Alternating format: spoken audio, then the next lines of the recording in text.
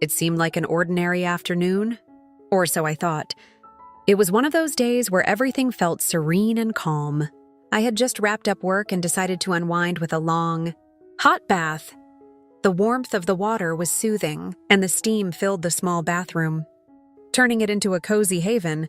I had no idea that within minutes my world would be turned upside down.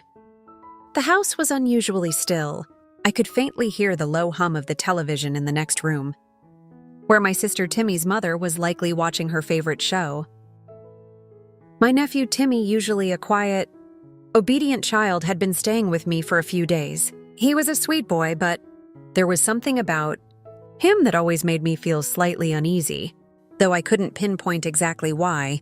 As I sank deeper into the bath, letting the warmth ease the tension in my muscles, I closed my eyes and released a deep sigh. It had been a stressful week, and I just wanted to relax and forget everything for a while. But as soon as I closed my eyes, I heard a soft creak in the hallway. At first, I thought nothing of it. Maybe just the house settling or a draft rattling the windows. But then I heard it again. Closer this time, a faint step, almost as if someone was quietly approaching the bathroom. My heart skipped a beat and I froze. Straining to listen, I had locked the bathroom door, so no one should be able to just walk in. Or could they? The footsteps grew louder, and then I heard the distinct sound of the doorknob turning. My stomach dropped. Who was out there? Could it be Timmy? I called out his name, but there was no reply. I didn't know if I should open the door or wait. The suspense was suffocating. The water that had felt comforting just moments ago now felt confining. As my mind raced, was someone trying to play a prank? Or was something far more unsettling happening?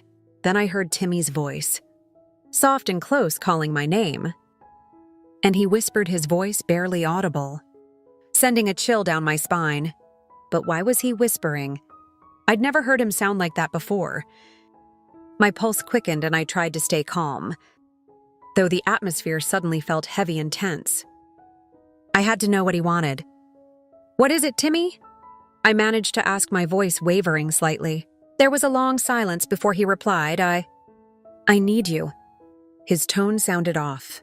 It didn't carry the innocent request of a child, but something more insistent, almost pleading. Gripping the edge of the bathtub, my fingers dug into the porcelain as I took a deep breath. Was I imagining things, or had Timmy's demeanor taken a darker turn? "Come in," I said. Hesitating just a moment, the door creaked open slowly and I turned to see him standing in the doorway, his small figure silhouetted against the light. He looked like the same sweet nephew I'd always known, but his eyes, they seemed different, darker, as if he were hiding something. I blinked, wondering if I was simply tired or overthinking, but as he stepped closer, I noticed something that sent a chill through me. His expression was twisted, not playful, but something entirely different, something unfamiliar. "Aunt Timmy," murmured, his voice low. "I've been waiting for you to notice me." He moved closer to the edge of the tub. "You're always so busy with everything else, but I'm here now and I need you."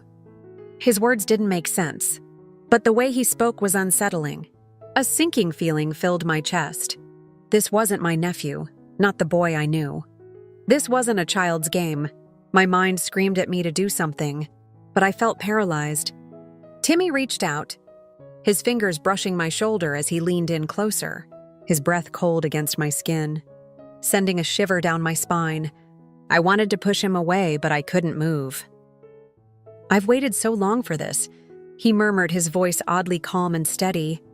"And now I'm not going to let you go." I could hardly breathe, the air thick with tension. What was going on? Why was Timmy acting this way? Was this some sort of game? Or had something changed in him? I struggled to keep my composure, but fear and confusion clouded my thoughts. Something was terribly wrong. I needed to get out of the bathroom. I had to escape. My instincts screamed for me to get up and run, yet I was frozen in place. Timmy leaned in even closer, his face inches from mine, his cold fingers pressing firmly into my arm. "I want to be close to you," he whispered again, and something in his tone sent to chill down my spine. His words sounded almost hypnotic. But they held no warmth, no affection, only an eerie calm that felt completely out of place. Then it struck me this wasn't an innocent moment between family. It wasn't about familial love or childhood playfulness. This was something far darker. My mind raced with questions. How had he changed so suddenly? What had happened to him? Could I have missed something earlier? Something I should have seen? As I struggled to make sense of it all, a realization dawned on me with chilling clarity. I might never truly understand what was happening. There was no explanation for what was happening. No rationale behind Timmy's unsettling behavior. Only the chilling realization that the boy I thought I knew had vanished, replaced by someone or perhaps something entirely different. Timmy's fingers gripped my wrist, his hold tightening with unrelenting force. Refusing to let go, I knew I had to break free, to escape from whatever this was. But a feeling of paralysis kept me frozen in place, my fear and confusion clouding every instinct. "Please," I whispered, my voice unsteady. "What are you doing? What do you want?" But he didn't answer, his eyes remaining fixed on me with a look of cold resolve. It was clear now he had no intention of letting me go. I struggled against his grip, my heart pounding, every instinct urging me to break away.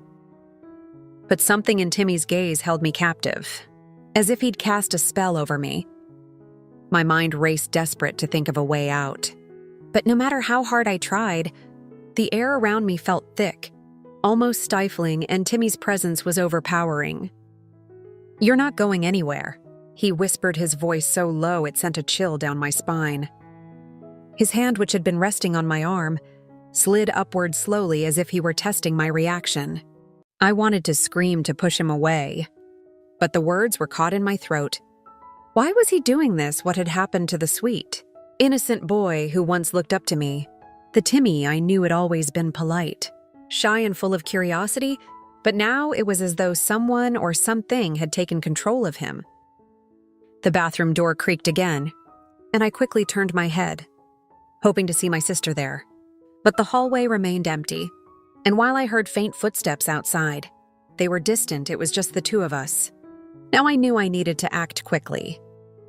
I tried again to push Timmy's hand away, but he was stronger than I'd expected, his grip intensifying and sending waves of panic through me. The warmth of the water, once comforting, now felt stifling, as though I were drowning. Timmy leaned even closer, his breath now icy against my neck. "You're mine now," he murmured, his voice low and unsettling. "And you always have been. I've waited for you to understand." His words sent a shiver through me, the weight of them settling over me like a heavy shadow. This wasn't just a child's game anymore. It was something darker, something predatory. I gasped, my mind spinning in confusion. I couldn't let him control me. I had to fight back, but how? What was happening to him? I searched his face, hoping to find some trace of the nephew I once knew, the child who laughed and played, who asked for bedtime stories. But all I saw was a cold, calculating stranger in his place. Then I remembered the small bottle of shampoo on the edge of the tub. Without thinking, I grabbed it and threw it at Timmy, hitting him square in the chest and breaking his concentration. For a brief moment, I seized that split second to pull away from him, scrambling to stand up in the tub, but the water was slick and my legs felt weak. "Don't run from me," Timmy said, his voice now tinged with anger as he took a step forward. His eyes blazing with an intense, unfamiliar light, I backed away, my heart racing with terror. This wasn't just an attempt to scare me anymore. He wanted to hurt me. My mind raced as I searched for an escape.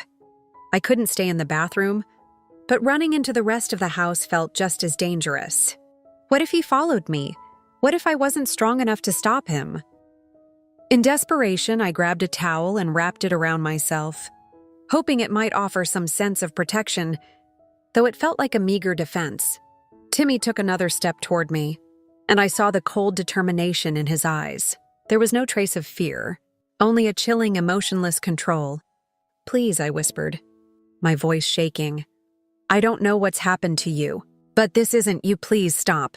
But Timmy didn't respond. He reached out again, and before I could react, he gripped my arm so tightly I thought he might break it. The terror I felt in that moment was overwhelming. Nothing I said seemed to reach him. It was as though the boy I once knew had been completely erased, replaced by something dark and dangerous. Then a memory flashed through my mind. Something so faint, so distant. But it suddenly seemed to hold the key to understanding what was happening. I remembered that just a few weeks ago, Timmy had started acting strangely. There had been whispers of odd behavior, strange dreams, and a shift in his personality that no one had thought much of at the time. But now it all clicked. This wasn't just a phase. Something had changed in him. Something beyond the ordinary. I had to get out. I had to survive this. I could hear my sister's voice faintly from outside the door, but it was too distant to be of help. Timmy and I were alone in this confrontation. The fear within me fueled my strength. I had to fight no matter what. With every bit of energy I could summon, I tore my arm free from Timmy's grip. I shoved him back, and for a moment I thought I might be free, but then he lunged forward faster than I anticipated, his hand wrapping around my wrist with a nearly unnatural force, pulling me back toward him.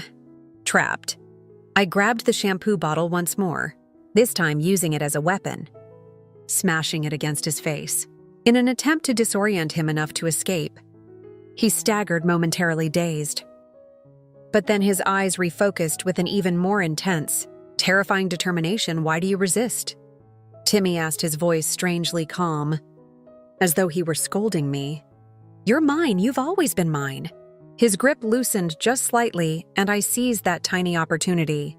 I bolted from the tub, ignoring the cold air as I tightened the towel around myself, my legs shaky but fueled by adrenaline. I sprinted toward the bathroom door, my heart pounding in my chest. I had to get away from him. Whatever had taken over Timmy wasn't something I could face by myself.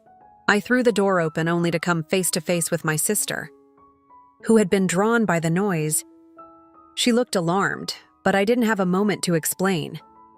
There was no time for words. "Timmy," I shouted. But when I glanced back, he was gone. The bathroom was empty, as if nothing had happened at all. My sister rushed to my side, but I couldn't explain what I had just experienced. What I had seen and felt defied logic. Timmy was no longer the sweet child who loved to play. He was now something else, something dangerous. As my sister tried to comfort me, I caught a glimpse of Timmy in the hallway, barely visible, watching from the shadows. His dark eyes gleamed in the dim light, and the eerie feeling of his presence lingered. I didn't know what lay ahead, but one thing was clear: this was far from over. In the days that followed, things only became stranger. The house felt different, and Timmy's behavior grew increasingly erratic. No one else seemed to notice. My sister dismissed my concerns. When I tried to tell her about what had happened, convinced I was just imagining things or overwhelmed, but deep down I knew the truth. Timmy was no longer just an ordinary child. I never felt safe again, aware that the darkness that had taken hold of Timmy wasn't something that could be easily undone.